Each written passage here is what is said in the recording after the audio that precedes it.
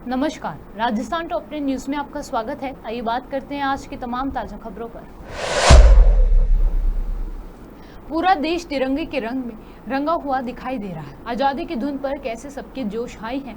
सभी देशभक्त देश के प्रेम में सराबोर हैं। स्वतंत्रता दिवस के रौनक में सभी झूम रहे हैं। शायद आप भी इन तस्वीरों को देखकर देश प्रेम के भाव से ओतप्रोत होकर भावुक हो। मंत्री पद छोड़ने के बाद भी किरोड़ी लाल मीणा ने कहा, जो विभाग मेरे पास है उससे नदी में डूबे 7 युवकों के पीड़ित परिजनों को सहायता दिलाएंगे। किरोड़ी लाल मीणा भरतपुर के दौरे पर थे। वो बायना पहुंचे और मृतकों के परिजनों से मुलाकात कर उन्हें ढांढस बंधवाया, साथ ही सरकारी मदद भी दी। बाबा ने अपने विभाग की ओर से मृतकों के परिजनों को 4-4 लाख रुपए के चेक भी दिलवाए। जैसलमेर के पोखरण से बीजेपी के विधायक महेंद्र प्रताप पुरी ने बांग्लादेश को खुली चेतावनी देते हुए कहा कि अगर अब बांग्लादेश में हिंदुओं पर हमले बंद नहीं हुए तो बांग्लादेश पर कब्जा कर लिया जाएगा। प्रताप पुरी ने अपने भाषण में कहा कि बांग्लादेश और पीओके भारत का अभिन्न हिस्सा था, जिसे वापस ले लिया जाए। बांग्लादेश में हो रहा है हमारे अपनों के साथ में, तो क्यों जुबान नहीं खुलती है? क्योंकि उन्हीं के बोए हुए बीज हैं जो बांग्लादेश से चल करके पाकिस्तान के बॉर्डर तक पूरे भारत के अंदर बांग्लादेशी बैठे हैं। शरण देने वाला कौन? आज हमारे हिंदू जो वहां रह गए वो वहां के नागरिक है। अब उन्होंने भी ठान लिया है कि हम बांग्लादेश छोड़ेंगे नहीं, बांग्ला से हमारा है। और उनको हम विश्वास दिलाना चाहते हैं कि आप वहां बांग्लादेश में रहिए, हम आपके साथ खड़े हैं। बांग्लादेश कोई बड़ा देश नहीं है। हम ठान लेंगे तो किसी की आवश्यकता नहीं, हमारी अपने ही स्वयं से वहां पहुंच जाएंगे, बांग्लादेश में प्रचार करेंगे। बंगाल में बैठे हैं, असम में बैठे हैं, तो बांग्लादेश सीमा से लगा हुआ है। हम ये तय करेंगे बांग्लादेश में बैठा हुआ कोई हिंदू किसी भी प्रकार से असुरक्षित न माने, उसकी गारंटी आपको हमें लेनी पड़ेगी। जब जरूरत पड़ेगी वहां जाकर के खड़े हो जाएंगे। किसी का प्रतीक्षा, किसी की इंतजार नहीं करेंगे हम लोग। कश्मीर के अंदर यही तो किया था। वर्तमान के हमारे प्रधानमंत्री जी ने क्या किया? एक संकल्प लिया था कि उस चौराहे पर मैं तिरंगा फहरा के रहूंगा, और उन विषम परिस्थितियों में तिरंगा फहराया। और आज कानून बदल विचार करने का मौका देंगे कि छात्र धर्म का धर्म नहीं है। क्षत्रिय तो वही होता है जो गीता में कहा है भगवान ने। कौन है? तो अर्जुन ने कहा मैं क्षत्रिय हूं। क्षत्रिय है अन्याय अत्याचार के विरुद्ध अपने हथियार उठाकर खड़ा हो जा, अपने धर्म का पालन कर। आज भी आप सबको यही करना पड़ेगा, अपने धर्म का पालन करना है। अन्याय अत्याचार और राष्ट्र और धर्म के ऊपर यदि आग लगती है तो आपके पुरखे भी उस समय सब छोड़ करके आगे निकले थे। ठीक ऐसे अब एक का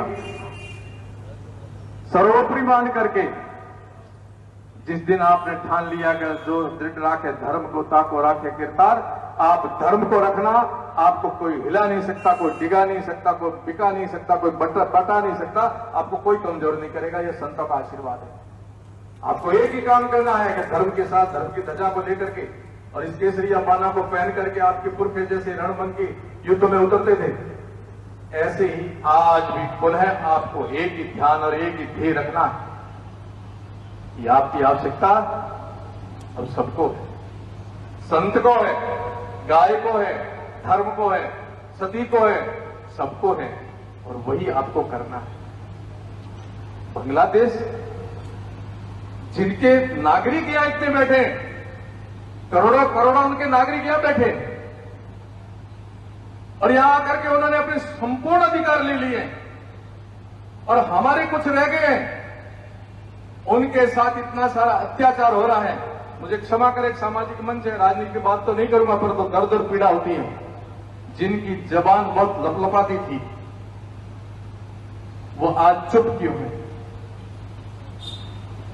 जब गाजा पट्टी में कहीं होता था तब तो आगे आकर के बोलते थे, और जब बांग्लादेश में हो रहा है हमारे अपनों के साथ में, तो क्यों जुबान नहीं खुलती है? क्योंकि उन्हीं के बोए हुए बीज हैं जो बांग्लादेश से चल करके पाकिस्तान के बॉर्डर तक पूरे भारत के अंदर बांग्लादेशी बैठे हैं। शरण देने वाला कौन? आज हमारे हिंदू जो वहां रह गए वो वहां के नागरिक है।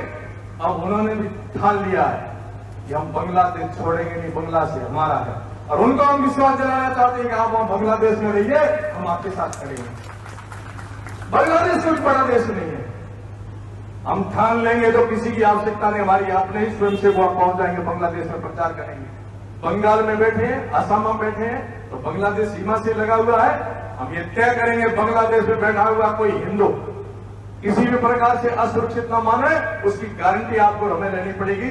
जब जरूरत पड़ेगी वहां जाकर के खड़े हो जाएंगे। किसी का प्रतीक्षा, किसी की इंतजार नहीं करेंगे हम लोग। कश्मीर के अंदर यही तो किया था।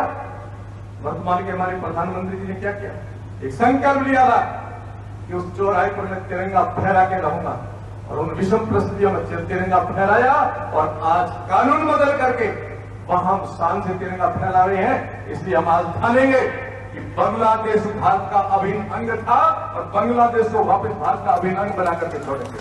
भागेंगे नहीं, हम हमारा हिस्सा वापस लेके देखेंगे, पीओके के भी वापस लेंगे, पाकिस्तान भी चिल्ला रहा है उसको भी वापस लेंगे। अखंड भारत का जो स्वप्न है वो साकार करने का सपना देखना है। छोटे मोटे उद्देश्य जीवन के नहीं रखेंगे, बड़े उद्देश्य रहेंगे। सर्वे हिंदू सहोदरा के साथ में छात्र धर्म का पालन करते हुए हम इस मां भारती के सच्चे सपूत बन करके जिस प्रकार हमारी पुरखा ने सेवा की थी, ठीक इस प्रकार हमें सेवा करनी है। आपको संतों का आशीर्वाद है, आपको ऋषियों का आशीर्वाद है, आपको पुरोहितों का, ब्राह्मणों का, पूजनियों का आशीर्वाद है, मातृशक्ति का आशीर्वाद है। क्षत्रिय जिस दिन छात्र धर्म का पालन करेगा सबका आशीर्वाद मिलेगा। आप चिंता मत करना, आपका समाज आगे बढ़ेगा। यही हमारी आशीर्वाद मंगल कामना है। आप तो अपने धर्म का पालन करें, धर्म की जय जयकार करें, और धर्म की ध्वजा पूरे विश्व में लेकर के आप क्षत्रियों को आगे बढ़ना है। पूरा विश्व आपके साथ खड़ा रहेगा। बहुत बहुत आशीर्वाद, बहुत बहुत धन्यवाद। भारत माता की। राजस्थान के नागौर जिले के खिमसर से एक दिल दहला देने वाली घटना सामने आई है। एक शख्स ने हैवानियत की सारी हदें पार करते हुए अपनी पत्नी के साथ ऐसी बर्बरता की जिसकी उम्मीद शायद ही उसने कभी की हो। शख्स ने अपनी पत्नी को बाइक के पीछे रस्सी से बांधकर काफी दूर तक घसीटा। इस घटना का वीडियो सोशल मीडिया पर तेजी से वायरल हो रहा है। वीडियो को देखकर ये सोचना भी मुश्किल हो रहा है कि क्या कोई पति अपनी अर्धांगिनी के साथ ऐसा सलूक कर सकता है, या फिर किसी भी महिला के साथ इस तरह का सलूक करना तो क्या सोचा भी जा सकता है। यौन उत्पीड़न के आरोप में आजीवन सजा काट रहे आसाराम को बड़ी राहत मिली है। राजस्थान हाईकोर्ट से उपचार के लिए आसाराम को 7 दिन की पैरोल मिली है। अब पुलिस कस्टडी में ही महाराष्ट्र के आसाराम का उपचार होगा। हाईकोर्ट के जस्टिस डॉक्टर पुष्पेंद्र सिंह भाटी की खंडपीठ अंतरिम पैरोल मंजूर की है। स्वास्थ्य कारणों से आसाराम को इलाज के लिए महाराष्ट्र के माधोबाग जाने की अनुमति दी गई है। साल 2013 से जेल में बंद आसाराम को 2018 में उम्र कैद की सजा मिली थी। नाबालिग से रेप के मामले में उम्र कैद की सजा काट रहे राजस्थान का टोंक जिला पूरे 4 साल के बाद बोल बम के जयकारों से इस तरह से गूंज उठा। पिछली कांग्रेस की सरकार ने 2019 में कावड़ यात्रा पर पूरी तरह से प्रतिबंध लगा दिया था, क्योंकि पिछली गहलोत सरकार को डर था कि वह कहीं फिर से समुदाय विशेष के लोग कावड़ियों पर पत्थर न बरसा दें। लेकिन 4 साल बाद राजस्थान में सरकार बदली, तब मंत्री कन्हैयालाल कावड़ियों से किया अपना वादा निभाने के लिए मैदान में उतरा है। भारी पुलिस बंदोबस्त के बीच उसी इलाके से कावड़ियों ने विशाल यात्रा निकलवाई गई, जहां कभी इन कावड़ियों पर पथराव किया गया था। पश्चिम बंगाल की राजधानी कोलकाता की आरजी कर मेडिकल कॉलेज और अस्पताल में 31 वर्षीय डॉक्टर के साथ बलात्कार और हत्या के मामले की जांच सीबीआई को सौंपी जाएगी। कलकत्ता उच्च न्यायालय ने आज आदेश दिया है कि इस मामले को केंद्रीय जांच ब्यूरो यानी कि सीबीआई को स्थानांतरित कर दिया जाए। कोलकाता में डॉक्टर के साथ बलात्कार और हत्या को लेकर लोगों में आक्रोश है, जिसको लेकर आज भी पूरे प्रदेश भर में हड़ताल जारी रही।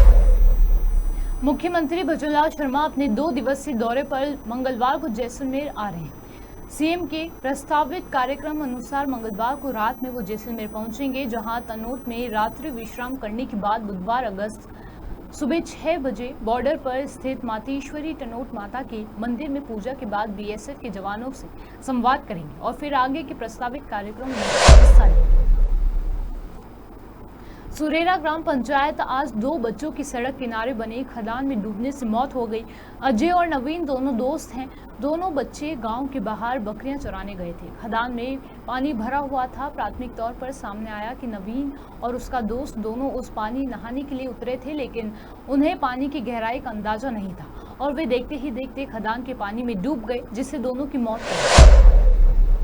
पिछले 24 घंटों में पश्चिमी राजस्थान के कुछ जगहों पर और पूर्वी राजस्थान के ज्यादातर स्थान पर मेघ गर्जन के साथ बारिश दर्ज की गई है। सवाई माधोपुर और बीकानेर जिले में भारी बारिश, तो वहीं दौसा, जयपुर, बूंदी और टोंक जिले में भारी से अति भारी बारिश दर्ज की गई है।